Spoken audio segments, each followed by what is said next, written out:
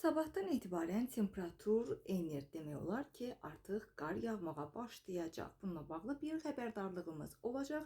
Gündəm xəbərin efirində bugün 3 fevral tarixidir və bir məlumatı diqqətinizə çatdırırıq. Belə ki, fevral ayının 4-dən fevral ayının 7-sinədək Bakıda və Abşeron yarımadasında hava şəraitində fasilələrlə yağıntı olacağı, 4-də isə ayrı-ayrı yerlərdə yağıntının intensivləşəcəyi gözlənilir.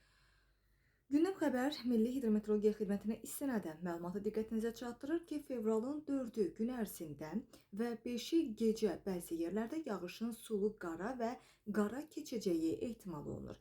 Azərbaycanın rayonlarında isə fevralın 3-ü axşamdan 5-i gündüzədək hava şəraitinin arabir yağıntılı olacağı, bəzi yerlərdə qar yağacağı, hətta ayrı-ayrı yerlərdə isə məhz yağıntının intensivləşəcəyi gözlənilir. Fevralın 4-dən 7-sinədək, hətta bəzi dağlıq və dağətəyi rayonlarda isə yolların buz bağlama ehtimalı olacaq.